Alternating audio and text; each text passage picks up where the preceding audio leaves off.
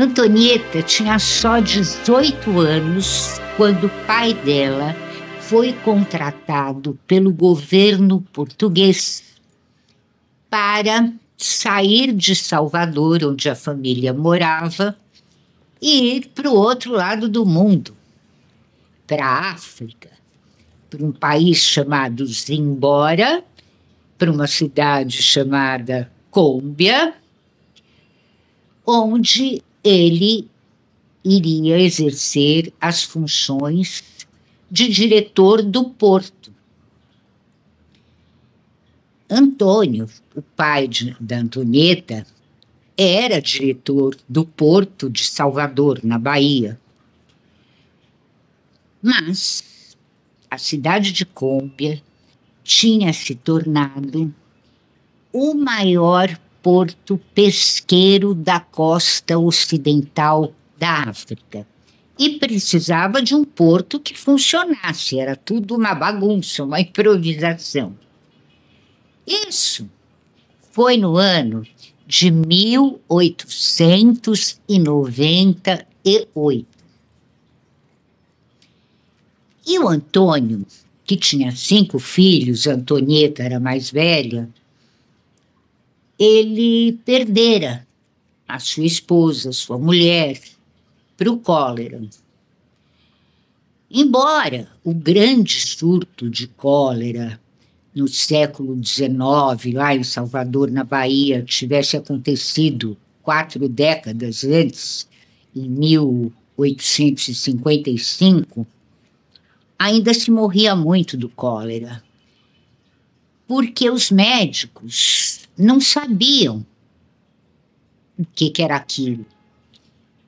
Então, não tomavam as medidas sanitárias necessárias para evitar tantas mortes por cólera. E o Antônio estava muito triste, ele gostava da mulher, e a mulher fazia falta, e a Antonieta que teve que assumir as coisas da casa, era uma casa muito grande onde eles moravam, tinham muitos empregados, todos ex-escravos, né? Que a abolição da escravatura no Brasil tinha acontecido em 1888, 10 anos antes, portanto. E aqueles escravos que se tornaram funcionários domésticos davam graças a Deus de ter um emprego, né? Porque, na verdade, a abolição aconteceu em 1888. Aí, um ano depois, um pouquinho mais de um ano depois, 1 ano e meio depois, foi proclamada a República no Brasil. E a princesa Isabel, que tinha libertado os escravos, foi embora. O pai, Dom Pedro II, o pai dela, foi deposto. Eles tiveram que ir embora para Portugal, largar o governo na mão dos republicanos, e os republicanos não fizeram nada pelos escravos. E a princesa Isabel, que pretendia implementar políticas para pegar toda essa mão de obra que agora era livre e colocar no mercado de trabalho, né? Ela não teve tempo. Ela foi expulsa antes de fazer isso no país. Então, muitos escravos morriam de fome, muitos ex-escravos, né? Porque não tinham o que fazer. E a mão de obra das fazendas, das áreas rurais, foram sendo substituídas rapidamente por imigrantes europeus que vinham para o Brasil em busca de uma vida melhor. Então, toda essa situação estava deixando o Antônio muito deprimido, se bem que naquele tempo ninguém usava essa palavra. Triste. E aí veio essa proposta do governo português, se ele não queria ir para a Cômbia. E o governo português, que ainda era colonizador na África, de Zimbora, o país, eles tinham construído num morro, assim, uma colina, uma espécie de condomínio fechado, que também não existia naquela época. Uma série de casas muito boas, muito bem mobiliadas, muito tudo, para abrigar os colonizadores que, porventura, viessem de Portugal para trabalhar em Cômbia, ou seja, os portugueses, né? Os colonizadores. E ofereceram uma dessas casas para a família do Antônio. Eram casas novas, muito bonitas, muito confortáveis. O Antônio ponderou bem e falou: eu vou embora. Botou toda a família, ele e os 5 filhos, num navio de luxo, pago pelo governo português, né? As passagens pagas pelo governo português, e eles fizeram a travessia do Atlântico. Mas depois, em Portugal, tiveram que vir para contornar o Cabo da Boa Esperança e chegar à costa ocidental do continente africano num cargueiro. E aí a viagem não foi tão boa. A Antônia passou mal, enjoou, mas eles faziam as refeições com o capitão e com o imediato. E chegaram. Mas tinha uma coisa muito interessante na cidade de Cômbia, porque ela ficava assim, era uma faixa comprida de terra entre o oceano e o deserto. E o deserto avançava, as dunas vinham avançando sobre essa faixa de terra, avançando, avançando. E aí os pescadores de Cômbia tiveram uma ideia brilhante. Plantaram árvores naquela faixa que separava de terra, que separava a cidade do deserto. Eles começaram a fazer isso. Quando o Antônio chegou, já existiam muitas árvores. Mas 100 anos depois, elas eram mais de 150 mil árvores, que foi a forma que os combianos descobriram de deter o avanço do deserto sobre a terra. Se instalaram na casa. A casa era servida por escravos. Mas os escravos na África eram muito diferentes do que tinham sido os escravos no Brasil. Os escravos do Brasil eram trazidos, eram capturados e trazidos à força em navios negreiros para o Brasil e para outros países do continente americano para serem vendidos, né? E aí os fazendeiros compravam, o escravo era propriedade do fazendeiro. Na África, não. Na África, ou uma pessoa era escravizada por dívidas que ela não conseguia saldar, ou então eram aquelas tribos que tinham perdido guerras, as pequenas guerras que existiam entre as aldeias africanas. Cada uma era como se fosse um feudo, né? Até hoje ainda é mais ou menos assim. E eles guerreavam entre si. Quem perdia virava escravo de quem ganhava.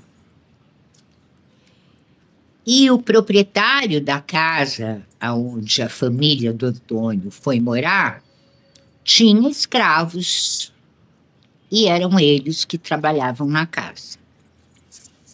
Bom, o Antônio passava deixa eu explicar, esse conjunto de residências ficava distante do centro da cidade de Cômbia. Então, o Antônio passava a semana inteira, de segunda a sexta, na cidade, num hotel. Às sextas-feiras, inclusive, ele ia para um bordel. Ele tinha se enrabixado lá por uma local e, depois de mandar o médico examiná-la para ver se ela não tinha nenhuma doença sexualmente transmissível, ele pagava também a dona do bordel, a cafetina, regiamente, para que ela mantivesse sempre fechado o cinto de castidade que ele mandou colocar nessa rapariga por quem ele tinha se enrabixado. Porque ele não queria que ela dormisse com mais ninguém, só com ele. Às vezes ele ia lá às quartas-feiras também.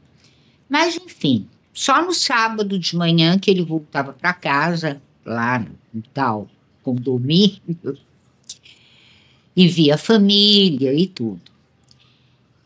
Mas a família estava bem, as crianças gostavam, a casa era muito grande, tinha um bosque em volta, tinha o rio, uma praia fluvial, o rio que passava ali pertinho da cerca da propriedade. E eles se divertiam, comiam muito bem. Comidas portuguesas, comidas africanas, todas com o dedo da Beca. A Beca era a chefe das escravas na casa, dos escravos e das escravas. Ela era uma mulher alta, forte, bem negra, muito esperta, muito prática. Mandou fazer um monte de coisa na propriedade para as crianças se divertirem. Desviou a água do rio, fez um canal, fez uma piscina primitiva, um buraco no chão, todo cercado para baixo da terra, né? Com taquaras, enchia de água aquilo, com a água do rio, e a água escoava pelo outro lado, e tinha telas para os animais não entrarem na tal piscina da Beca, para as crianças poderem nadar, porque, na verdade, as 5 crianças estavam ganhando peso, até a Antonieta, que já era uma moça, de tanto que comiam bem, né? Aquelas comidas maravilhosas e tal. Ela também mandou colocar balanços nas árvores e colocou troncos. Fez estacas com várias varas, assim, para as crianças fazerem exercício penduradas. E a Antonieta ficava olhando a Beca com aquela eficiência, dirigindo a casa, os outros escravos, e fazendo tudo, despensa sempre cheia, administrando compras, tudo. Tudo ela fazia. Uma perfeição. A Antonieta um dia perguntou para ela: "Ô Beca, como é que você é tão esperta, tão eficiente, tão boa no que você faz? E além disso, você sabe ler e escrever? Poucas mulheres sabem, você é uma escrava, como é que é tudo isso?" Aí a Beca falou para ela: "Sabe o que é, Antonieta? É que eu era uma princesa." "Como assim você era uma princesa?" "Eu era a filha única do rei da minha aldeia. Mas o meu pai encheu seus olhos de cobiça e resolveu guerrear com a aldeia vizinha para ter mais terras e mais poder. Só que ele perdeu a guerra e todos nós viramos escravos." Tonita ficou olhando. "Nossa, mas se você foi educada como uma princesa, com poder, com nobreza, com tudo, como é que você foi se acostumar a mudar completamente de vida, virar uma escrava?" E a Beca respondeu: "A gente se acostuma a tudo. E além disso, eu gosto de cuidar dessa casa. Eu gosto de fazer o que eu faço. Gosto de temperar as comidas, gosto de estar com vocês, que são uma família tão gentil, seu pai é tão bom, né? Então, tá tudo bem para mim. Mas Antonieta e a Beca ficaram amigas. Então, elas costuravam juntas, bordavam. À noite, a Beca ia para o quarto da Antonieta e elas ficavam discutindo os mistérios do universo, os caminhos das estrelas. E a Antonieta aprendeu um monte de coisa com a Beca. Aprendeu a influência da lua sobre as marés, sobre as plantações, sobre o seu próprio ciclo menstrual. Aprendeu muito com a Beca. Ficaram amigas mesmo. E as crianças, o pai, o Antônio, tinha contratado um professor particular para as crianças. Ele ia todas as manhãs, nos dias de semana, lá para a propriedade deles, para dar aula para os meninos. E para as meninas, ele ensinava economia doméstica, boas maneiras. Era um português, o Gonçalves.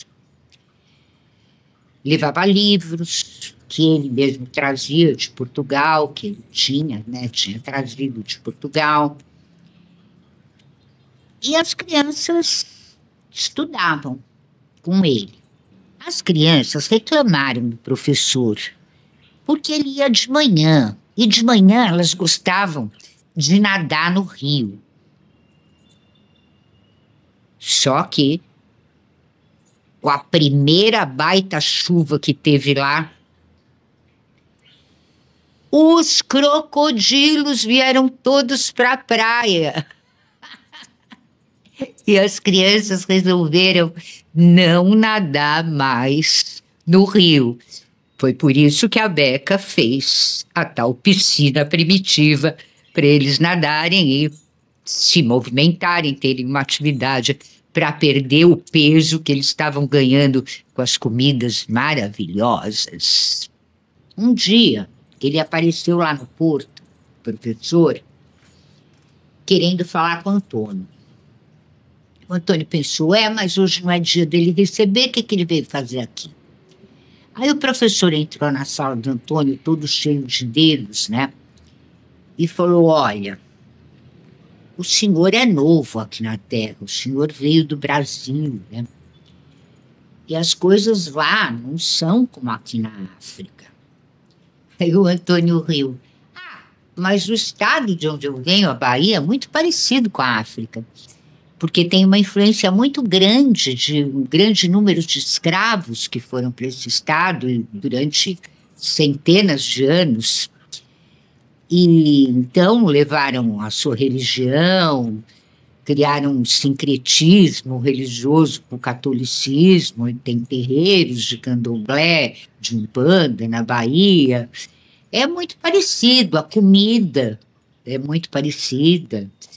Tem muita comida africana na Bahia, acarajés, muito. É bem parecido. Ele falou, o professor, mas a feitiçaria não é igual. A feitiçaria aqui em África é muito forte e muito poderosa. E o senhor não sabe, mas tem um certo perigo dentro da sua casa. Então, o Gonçalves explicou para o Antônio que a Beca,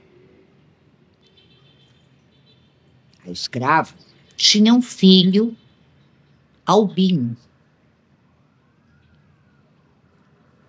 E que esse menino passava a vida trancado, escondido no porão da casa. Por quê? Explicou o professor.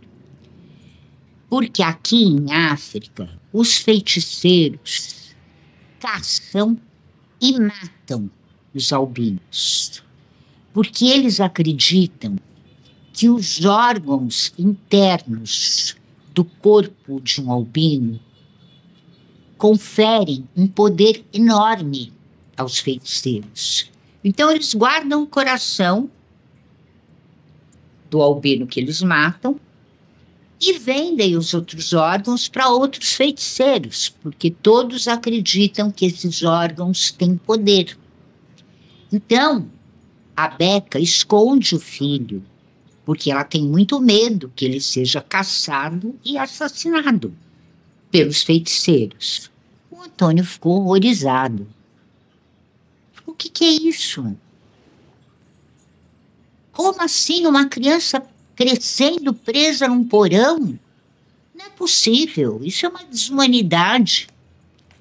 E o Gonçalves falou, olha, aqui a gente tem muitos soldados mercenários. E se eu fosse o senhor, com o seu dinheiro, com o seu poder, com a sua posição, eu contratava uns 20 ou 30 desses soldados que cercavam a sua casa para impedir qualquer coisa. Inclusive para impedir feiticeiros de irem lá à procura do filho da Beca. E foi exatamente o que o Antônio fez. Ele contratou os mercenários, os soldados, mandou cercar a casa e avisou. Se algum feiticeiro tentar invadir essa casa, é para atirar. Primeiro para assustar e depois, se eles insistirem, para matar. Chamou a Beca num sábado de manhã, quando ele já estava na casa e tomando café da manhã, falou para ela, eu sei que você tem um filho albino que vive escondido no porão, mas isso está errado.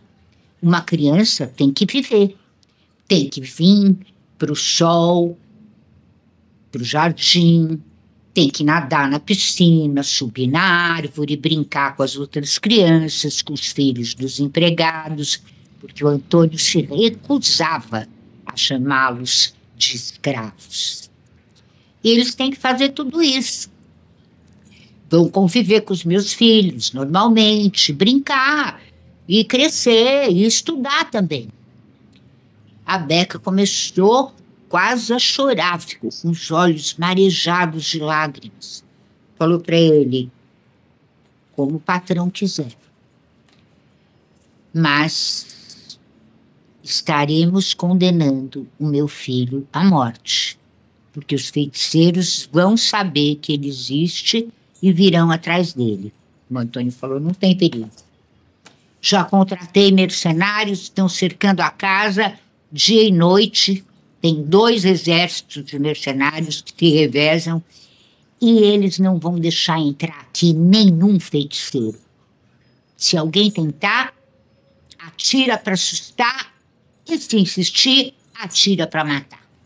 E foi assim que o filho da Beca começou a conviver com os filhos do Antônio, com os filhos dos escravos, e a vida dele melhorou muito, né? E as crianças achavam muito engraçado ter um amiguinho branco feito a neve, com os olhos claros que não suportavam muito a luz, um albino, enfim, que eles nunca nem tinham visto uma criança albina. Enquanto isso, a Beca e a Antonieta continuavam nas suas confidências, nas suas filosofanças, né? E muito amigas. Aí teve uma noite em que os feiticeiros realmente atacaram. E essa foi a única lembrança triste ou assustadora que Antonieta trouxe da África. Eles tentaram invadir a mansão. Foram detidos pelos mercenários. E aí foi uma carnificina. Os mercenários atiraram nos feiticeiros para matar. Que essa era a ordem do patrão. E depois enterraram os cadáveres lá no final do jardim, longe da cerca, mas bem no final do jardim. Enterraram em covas fundas. Todos eles amontoados. Os feiticeiros tinham escolhido a noite errada. para ir procurar o menino Albino, que ironicamente se chamava Albiome, que significa o que veio trazer a alegria. Mas eles tinham escolhido a noite errada, era a noite de lua nova, uma escuridão. Ninguém via nada das outras casas que eram próximas. Se olhassem, aquele barulho de tiro, gritos, aquela violência toda, ninguém sabia o que era, ninguém via nada. E quando os mercenários estavam enterrando os feiticeiros, a Beca, cujo nome significa profecia, chegou lá no local e falou para eles: olha aqui, eu sou uma profeta, eu sou uma feiticeira. E se algum de vocês, algum dia, abrir a boca para comentar o que aconteceu aqui essa noite, em poucos dias vocês morrem de peste. Essa maldição que eu estou lançando é grave. Se um de vocês abrir a boca, vão morrer com muito sofrimento. Vai morrer com muito sofrimento aquele que contar para qualquer pessoa, inclusive da sua família, o que aconteceu aqui essa noite. E na manhã seguinte, a história que corria ali pelas casas do entorno era que a casa do Antônio tinha sido atacada por um bando de javalis e os soldados mataram todos e enterraram. Em Cômbia, muita gente desconfiou, porque como que tanto feiticeiro sumiu de repente? Mas ninguém relacionou uma coisa com a outra e ficou por isso mesmo. Antonieta tinha 22 anos quando o pai voltou com a família para o Brasil. Mas ela não queria se despedir da Beca, ela queria trazer a Beca para o Brasil. Mas não dava, tinha que trazer a Beca, trazer o Albiome, o filho, e a Beca também não queria, e o pai também não queria, o Antônio. E a Antonieta chorava para se despedir da Beca, porque afinal, tantas coisas ela aprendera com aquela escrava, com aquela princesa escrava, né? Aprendera que a gente não acaba, morre, mas nasce de novo, em outro lugar, no mesmo planeta, lá numa luzinha que está no céu, né? Que ser é muito mais importante do que ter. Que a alma só se satisfaz quando é alguma coisa. Quando a pessoa é alguma coisa. Quando a pessoa responde aos anseios do seu próprio coração e cumpre, assim, a missão com que todos os seres humanos nascem. Porque nascem, sim, com uma missão. E nascem lembrando de outras vidas. Depois vão se esquecendo. Só se lembram quando são bebês. Aí vão crescendo, vão se esquecendo, não lembram mais nada da primeira infância e muito menos das vidas anteriores. Até porque, explicava a Beca, se você se lembrasse de todos os amores, ódios, problemas, sofrimentos, tudo que você sofreu, viveu, gozou em outras vidas, se traria tudo para essa vida. E não é isso. Cada vida é um começar de novo, e de novo, e de novo. E isso, dizia a Beca, é que é encantador, é que é maravilhoso. E a Antonieta aprendeu também a se comunicar com seu eu interior, que todos nós temos. E ele, o eu interior, é o nosso melhor guia, é o que nos sopra a nossa intuição, é o que nos aponta a melhor direção. E agora, Antonieta tinha que voltar para o Brasil e largar sua grande amiga, que na verdade substituíra, entre aspas, é claro, né, o lugar da sua mãe no seu coração, na sua educação. Mas assim foi. Antonieta veio embora, foi para o Brasil, se casou, teve uma vida boa, teve filhos, uma vida da mulher do tempo dela, mas com uma diferença. Ela sabia que as mulheres são da lua, que os homens são do sol. Ela sabia muito mais do que todas as moças da idade dela naquele tempo em Salvador, na Bahia. E sabendo tudo isso, ela passou para os seus descendentes toda essa sabedoria que ela trouxe da África, da Beca, da princesa negra, linda.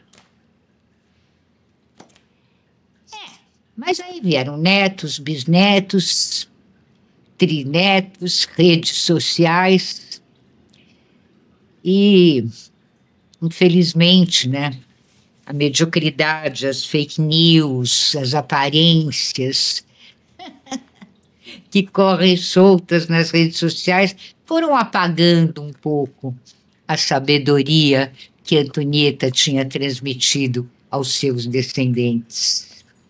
Mas Beca e Antonieta voltariam a se encontrar em São Paulo, Brasil, no ano de 2021, quando se chamavam, então, Aruanda, a Beca, e Mariana, a Antonieta. Mas essa é uma outra história que fica para uma outra vez. Esse é o seu programa As Bruxas. Todas as terças-feiras, às 8 da noite, aqui, na sua TV Paradise, com reprises. E eu sou Isabel Fonte Vasconcelos Caetano. Também sou escritora, graças a Deus, tenho 23 livros publicados e estou sempre aqui com você na TV Paradise para te contar alguma história de alguma bruxa poderosa. Tá bom? É isso, gente. Um beijo e até a próxima.